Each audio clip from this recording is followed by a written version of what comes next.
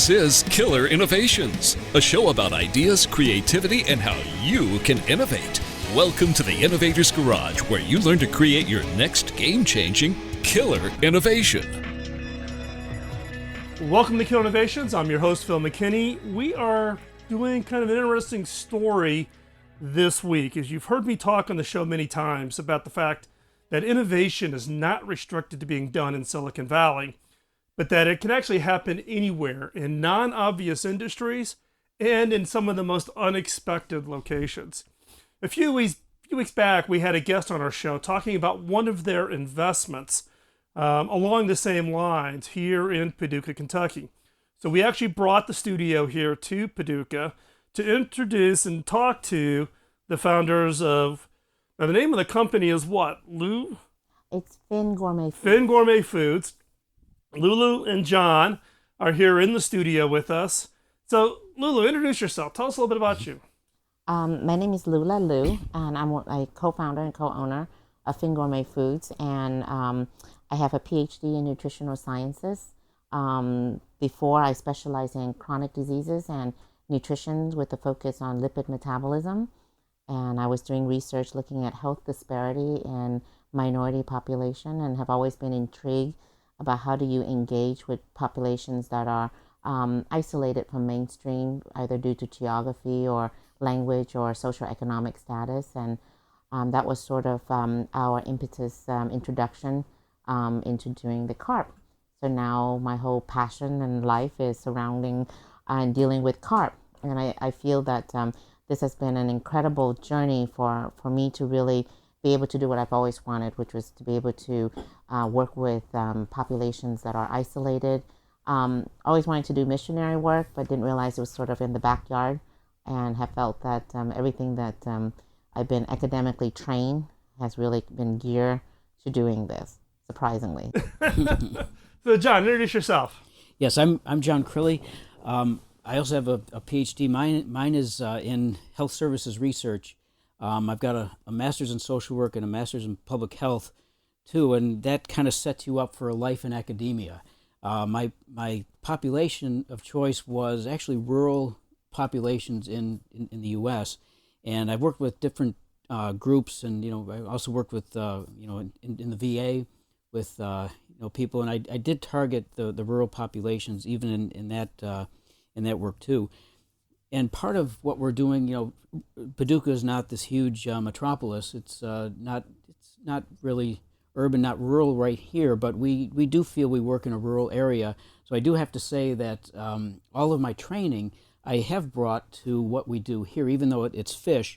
We are working, and I am very, very involved in rural populations, which was a focus even as I was doing academia.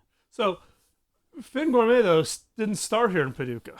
Correct. He started in New Orleans. Actually, I have a little bit of experience in New Orleans. I was sent there by the White House after Katrina to rebuild the wireless network in order to allow the National Guard to come back in. Oh, excellent. So, I spent 6 weeks camped out and sleeping in the back of a flatbed trailer. New Orleans is part of the I'm sure you Katrina had recovery. But you started there. We did. But then you made the decision to move the business to Paducah to be closer to our supply source. Okay. We both came together in New Orleans to work with these isolated population. I was particularly interested in Native Americans and Vietnamese populations, and John was interested in the veterans that were returning back from the Gulf. And so he was at Tulane and I was at LSU. And we were doing these field works in the community, and we ended up starting a not-for-profit organization called Community Empowerment Service Agency, CESA, to try to get these individuals and people in these communities to access healthcare in the mainstream, in the base of Tulane or LSU. And then the oil spill happened. So you can imagine New Orleans is like this, hot spot for all these kinds of natural and man-made disasters. And so a lot of the people we work with no longer had a job and couldn't support themselves or their family or, let alone getting health care. And so John came across an article on a flight home from a conference talking about Asian carp. And academically, we kind of thought, well, the people we work with, they have boats and they have nets. How difficult is it to yes, I know, how difficult is it to move from the Gulf into inland fishing? Well, there's a huge difference. It's actually more complicated inland, but we didn't realize that. And so, there was a lot of people from everywhere, from federal to private foundations and all of that, trying to come in and do on-the-job training and all of that. And Gary Locke, who was the Secretary of Commerce at that time, we met with him, kind of pitch our idea, and because we were working in the community, and he says, oh, I like it, give us an ironclad business plan and we'll support you. So we spent the next, 13-something months, driving around all over the place, researching this fish, sending it to our friends in different universities to see, is it safe to eat? Is it sustainable? And what can be done with this? And by the time we had this 120-page ironclad business plan, nobody wanted it. Everybody was waiting for their oil spill check, and couldn't be seen, working or having another option to making a living. So we sort of crazy said, well, we put this much work in. Does it really work? So next thing you know, we're doing 12 hours at the university and then spending the next, 12 hours at night at a shrimp processor in Chauvin, trying to cut these fish and trying to figure out the secrets to making boneless fillets from it and how to market this. And we got it. And then we try to give it away to these various communities that we work with. No one wanted it because they, again, couldn't be seen, having an alternative to what they were doing for the check from BP. So next thing you know, we're doing this out of our kitchen, and we got our first sale, and then we realized that we can work with people who needed second chance or different opportunities. So we started with a halfway house that was working with women who were migrant workers who were from domestic violent situations, and we got hooked. And then we realized that this is a fish that can really give people economic empowerment. Next thing you know, I kind of phased out from my job at LSU and did it full time. And then eventually he did it from Tulane and the VA. And then we needed more fish because we were getting more orders, and came to realize that Kentucky has really incredible amount of fish here, and people here believe that this fish can be an economic opportunity for them. And so we moved everything here in 2014.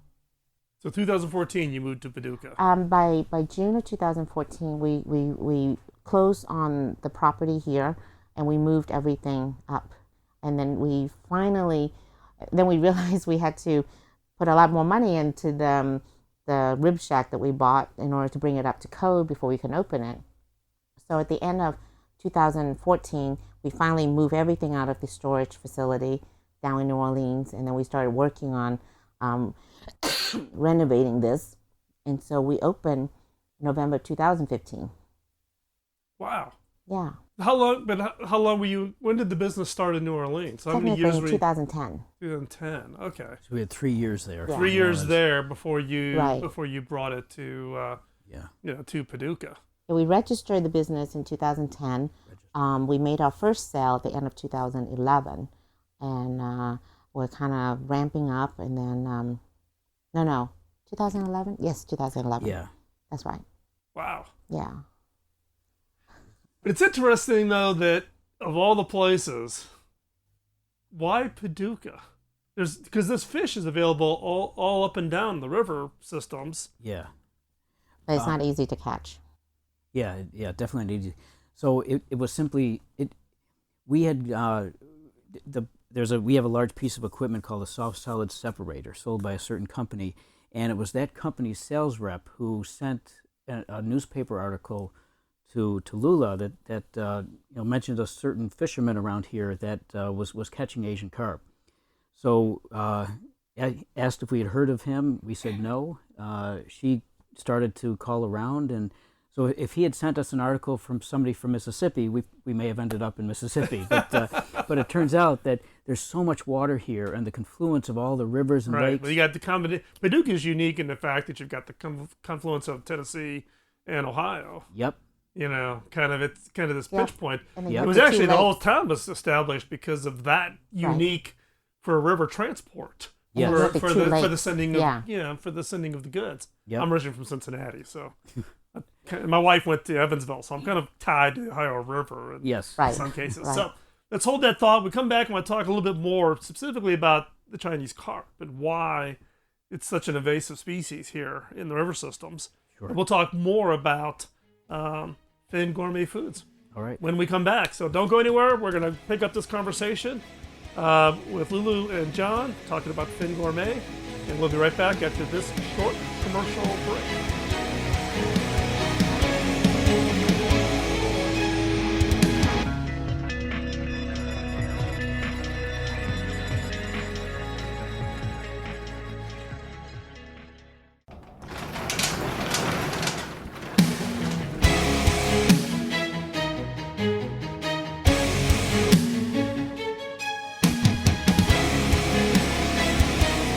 This is Killer Innovations, a show about ideas, creativity, and how you can innovate. Welcome to the Innovator's Garage, where you learn to create your next game-changing killer innovation. Welcome back. But before we hop into this segment, I need to do a quick shout out to one of our sponsors, which is Zoom. Zoom is the technology that allows me to stay on the road and stay connected with my team scattered out all over the world. If you haven't tried it, check it out. It allows for both video and audio collaboration, which you would expect, but also its ability to do screen sharing and its ability to do whiteboarding to allow teams to innovate and collaborate no matter where they are is a critical tool that I use each and every day. Check it out. Hop on over to killerinnovations.com/Zoom. You'll get your free account. It'll allow you to collaborate with up to 50. That's right, 50 people. Check it out and let me know what you think. And drop me a note if you are using Zoom. Love to hear how you're using it. Just drop me a note over at phil@killerinnovations.com. So let's pick up our conversation with Lulu and John around Finn Gourmet Foods. Now, the Chinese carp, right? It's many people here in the United States would view that as an invasive species, right? Yes. Proliferates pretty quickly, and these things grow to be pretty good. And I've seen pictures of them kind of doing the jumping out of the water thing. What's the history on this on Chinese carp and the invasiveness here in the United States? Well, so there's 4 Asian carp, but the one that we see the most of is the silver. So there's the silver, the big head, the black, and one more, the grass. All of those are in the waters, in the Mississippi. But the silver is by far the most prolific, and it actually has pushed out the big head. The silver was bred in China to grow rapidly, to propagate often, as a cheap source of protein. And they are harvested several times a year, and they're harvested at about a foot long, which is maybe 6 or 8 months. And so it's a constant source of protein. They're all farmed over in China. There are none in any of the rivers there. So they were meant to grow really fast and then to be harvested. Because they eat only plankton, they were brought over as an experiment to the fish farms, the catfish farms in the Mississippi. So we brought them in as part of, to put them Yes. into the catfish ponds to eat up Exactly. the plankton in the ponds. Yes. For us thing. And of course, Mississippi catfish farms are always many are near the Mississippi River, and all it takes is one flood to bring the fish into the ecosystem, and they're pretty much they're gone. So because they propagate so frequently, and they have they lay so many eggs throughout the year, and they grow so rapidly, they soon outgrow many predators. So they grow so quickly, and they're harvested at about a foot long from farming. But if you just let them out in the wild and they're not farmed at this length, that's when they grow to be tremendous. So they just don't stop growing. But over in China, where they're only farmed, they're stopped at a certain growth stage, and that's that. So we in the U.S. are the only country that has them to this extent in the wild. So we are unique in the world with this resource of fish. And the carp, there's over 15,000 species of different carps, but what's labeled as Asian carp, there's 4 species that falls under that. And it was brought over not like by someone who was raising it as a pet or anything. It was an understanding and an agreement between aqua farmers and U.S. wildlife fisheries and all that. So there's been stages of different carp invasive species. So the first was the black carp, and they were brought over to eat up the zebra mussels, and they did a very good job, and they were basically eradicated soon after they were brought over. And then in the 40s, they brought over the grass carp, which was to eat the vegetation again. And again, the same thing, flood happens and they went out in the wild. But they had been managed because of marketing and then also of the season. They only seem to proliferate during the cold weather. And then the big heads were brought over for the catfish farming, and then the silver was brought over at the same time. And then the silver now is outnumber all the other 3. You don't really see black carps anymore, and you don't really see grass carp anymore. Do they, if you look along like the entire Mississippi, Ohio River system, do certain species congregate in certain segments of the river system, or they're just everywhere? So of the 17 states that borders the Mississippi, they all have the silver carp problem now. And that's the number 1 invasive carp that is everywhere. And in the next 10 years, it will go everywhere else that any river that branches off them, any kind of waterways that branches off the Mississippi will also have this problem. So, okay, so it's invasive, grows rapidly. What's the good parts of the carp? What, obviously, with both your backgrounds and degrees, you obviously have looked into it. It's not just a fish because it's a fish. There's right. some other benefits. It's a tremendous fish. It is a tremendous resource that the U.S. have that we don't recognize yet. It is extremely high in omega-3. It is comparable to wild-caught salmon in terms of the omega-3 levels. But you're not getting the lead or the mercury that's involved because it doesn't eat other fish. And therefore, it doesn't store all of that. And so, because it's a filter feeder, it's like whales just simply filtering in all of the zooplankton. It's invasive because all of that plankton, which is the most simplest form of the food chain, provides fish for the other native fish as well. So if you got a fish that's hoarding all of the food, the other fish won't have access to it, so therefore they can't reproduce at the rate that they should be producing. So then you get this fish that's reproducing 3 or 4 times a year because it's eating of every nutrient that there is. It's also very clean. It's a white, flaky fillet. And when you eat 100 grams of it, at least 20% of that or 20 grams of that is pure fish protein. That's more than tuna. Wow. So in terms of nutrient and nutrition content, it's fantastic. You're not getting, people who eat fin fish worry about the antihistamine allergies and all that. You're not getting any of that in this fish. So, and it's, you can catch it it can be traceable. What we do, you would know down to the person who packed and processed that fillet for you, what day it was brought in, who the harvester was. You're not going to get that kind of traceability anywhere. And if you want to know what the waterways was like, we could always call up wildlife fishery and the different agencies around here to let you know. So, it's just an incredible resource we have. Yeah, and it's interesting because the whole traceability of the food chain is becoming increasingly important, particularly with people's food allergies and secondary effects of certain food types from depending on 2 different sources of those allergies. And actually, I think it was IBM's come up with this whole new system where Kroger and all the big, even Amazon now uses it for doing traceability of the food sources. That's interesting. I hadn't thought about that as another benefit of this. So don't go anywhere. When we come back, we're going to continue on our conversation with Lulu and John from Finn Gourmet Foods. And when we come back, we'll continue this conversation and talk specifically about the business now and where you're at and what the plans are for that. So don't go anywhere. We'll be right back after this short break.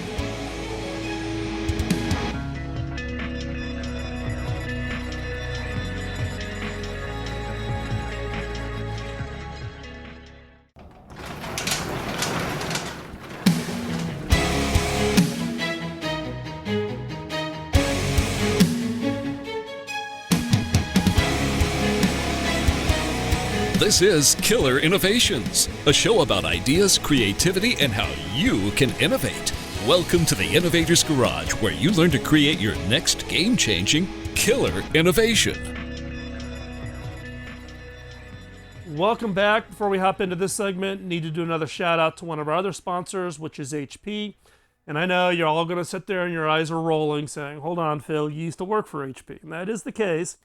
But about a year ago, HP approached to become a sponsor for the show and to support the two nonprofits that we fund from the show, which is Hacking Autism and then Pioneer Education. So HP, through its sponsorship, is actually helping to fund the nonprofits, and we greatly appreciate that. HP also provides all the gear in the studio, both the main studio in Colorado and now the mobile studio here we are on the road. So thanks again to HP for that support. If you want to see the equipment and gear that we are using in the studio, hop on over to killerinnovations.com/HP, and there's a list of everything we have installed and how we are using it. And coming up here soon, we'll do a full video shoot once the mobile studio is completely done and up and running, so that you can see how we're using all that equipment. So, Lulu and John, let's continue on the conversation. So now you've got Finn Gourmet Foods. You've located here to Paducah. So talk about the business. You have to literally almost have to build your supply chain. Now, what do you source your fish from? We definitely here in Kentucky, we work with some different fishermen that bring us fish here. But what we've learned over the past few months especially is that weather can affect the entire region, and it can close down all the fishermen at the same time, and there's nothing you can do about it. So then your supply is down, and if that weather extends for any amount of time, it has a big impact on the business. So we really started, on that premise, we had fishermen down in Louisiana originally. So we started from Louisiana, working our way up the river, past Kentucky to Iowa, to look for specific fishing families. Now, there's a lot of commercial fishermen, and they mainly catch buffalo and catfish and often have their own markets where they sell them. But everybody catches carp as part of the catch only because there's so many of them they can't avoid them. They have them, but kind of taking care of them and looking at them as a valuable product takes a certain type of pricing. You have to price the fish, not dirt cheap, they're garbage fish, but really this is a valuable fish that people like Finn want to buy from them, and we want it iced and taken care of. We pay a good price for our fish. So we're able to then incentivize fishermen to grab those fish, take care of them for us. So our supply chain now is in its infancy, is one or both of us going up and down the river collecting fish from certain fishermen, bringing it back to Kentucky, and then we do take our scrap and go back down to Mississippi where we sell it to a rendering company, and then pick up more fish and come back. So we have this kind of route that we now do: Kentucky, Arkansas, Mississippi, and back up, so we do that once or twice a week. That's how we get our fish. That's a lot of driving. That's a lot of driving, yes. A little bit of driving. These are families that have been fishing the Mississippi or its estuaries for multi-generations. And they see the change. They were getting a lot of buffaloes or catfish. Now they're getting more carps into their nets or their lines, by accident. And it's important for them, to be able to continue doing what they love and be able to make a living out of them. And there are other carp processors in the space, and a lot of them are Chinese investment behind that. Mm-hmm. And they don't, they really kind of knock the price down. First they start at 10 cents, then they go down to 8 cents, and they try to, tell the fishermen how to fish in their waterways. And these are free-spirited individuals, and you have to understand the culture. Right. So a lot of it for us is relationship building.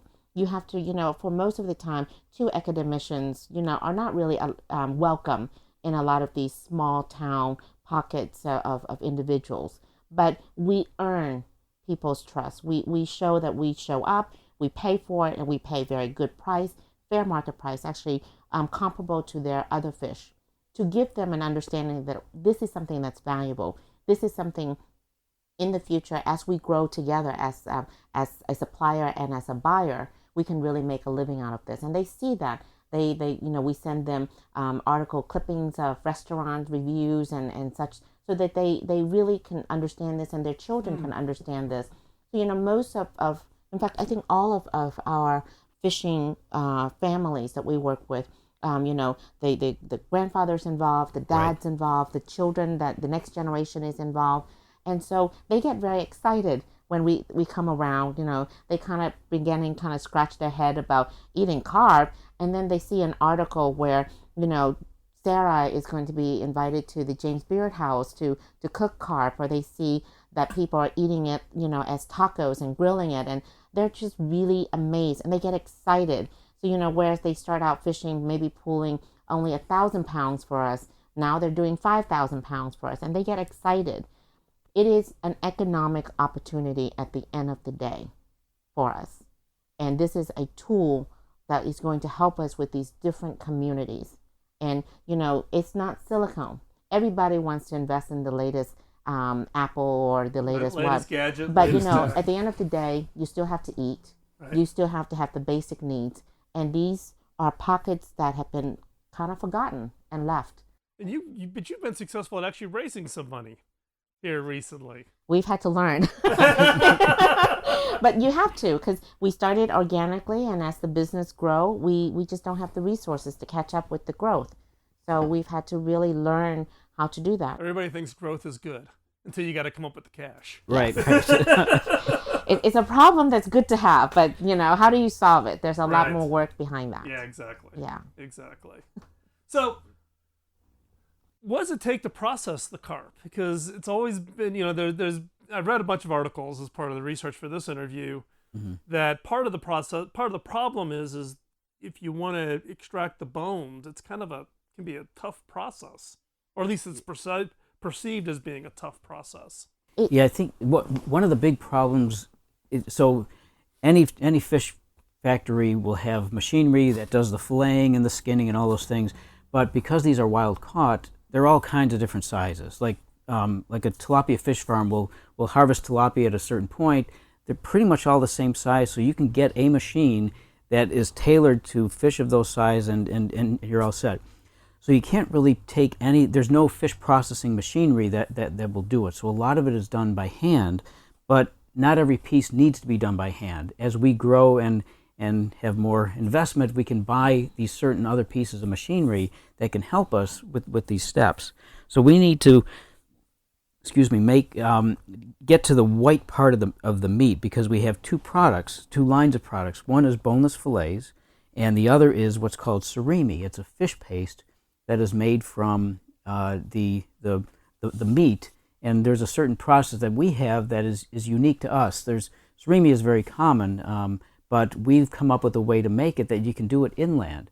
Every other kind of surimi is made by the ocean because it creates so much not polluted water, but waste water. A lot of waste out of the process itself. Yeah. So we've developed a technique to give the same quality that you would have with Alaskan pollock by Trident, but simply make it inland where we don't have that wastewater, and we conserve a lot in terms of what we, I guess carbon footprint, or what we put back in the environment.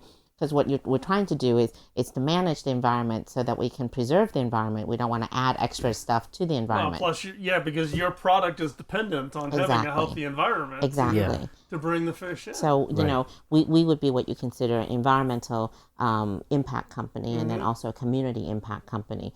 So of those two product lines that we have, they're both trademarks to us. We can develop nice, large, boneless fillets, the kind you see like a salmon fillet, or even a bigger than a cod fillet, but there's no bones, it is intact. Because, the fish grows up, I think the biggest one we've had is 107 pounds. And the bigger they are, the better the meat. We've had a lot of Japanese company coming over, and they're very distrustful and cautious of freshwater because they think freshwater fish has a earthy taste to it. So they'll go fishing with the fishermen. They'll come in, they'll pick one off the boat, and then they'll ask him to cut it for them, and they'll eat it immediately to see what is the true taste of it. And their jaw just drop, their eyes gets really round, and they're saying, you're making surimi out of a sashimi quality fish. Wow. That is a huge compliment. That's a huge.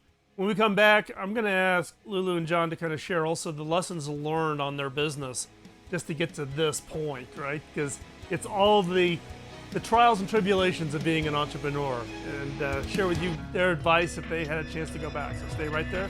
We'll be right back.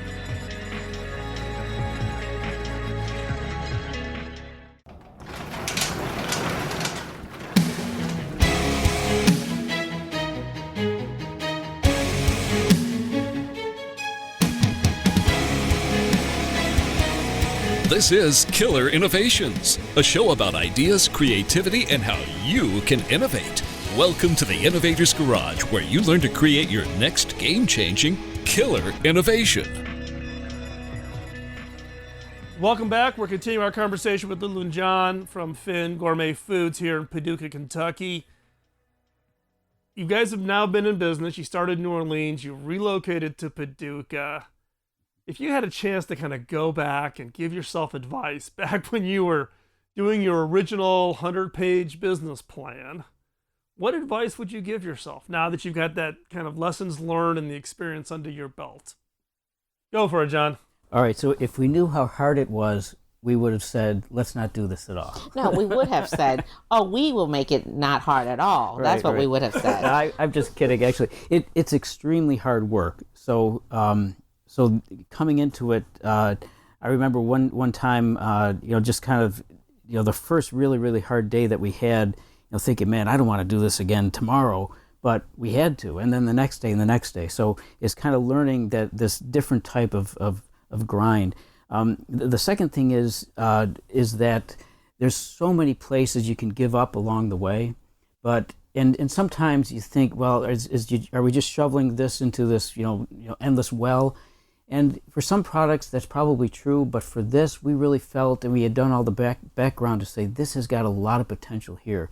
So it's just really being creative about, in those very, very difficult times when your option is to close down or to just keep on going because tomorrow's going to be a little bit better, you just keep on going because it will pay off in the end. It's a perseverance. It's a perseverance thing, yes. Have faith. Whether it's in a spiritual, religious being, or have faith in the close friends and partners that have gotten you through. Have faith that tomorrow is going to be a better day. You have to have faith, otherwise you will go crazy. And do something. Yes, the money, yes, we're for-profit and ultimately we want to have a comfortable living. But if you know that you're doing something else to help somebody else, providing them jobs or providing them just to hope that they can, learn from their mistakes and move forward, it helps to add to your faith at the end of the day when you just feel like you've been beaten and you have no other strength to get up, because you will find strength in places that you don't know that exist. And don't take advices from the experts. Don't. You trust in what you know about what you have done that day, what you have put in terms of blood, sweat. You can have an economic advisor coming and say, well, you need to do this and that, but they've never slaughtered fish. They've never, been in deep high with maggots and, figuring out how to, get it to the landfill because you have no money to pay for someone to do it. Take it with a grain of salt, but know your stuff. Do the homework and have faith that what you do is going to be better the next day. You may not see it that day because you're so tired, but I can't say enough, our faith has gotten us through many periods in which we're thinking, oh my gosh, we're going to have to shut down. We've got 13 people who depend on us and their family. What are we going to do? And then the next day, a customer finally comes through with an order, or an investor finally comes through. There's a break in it, and we just realize this was meant to be.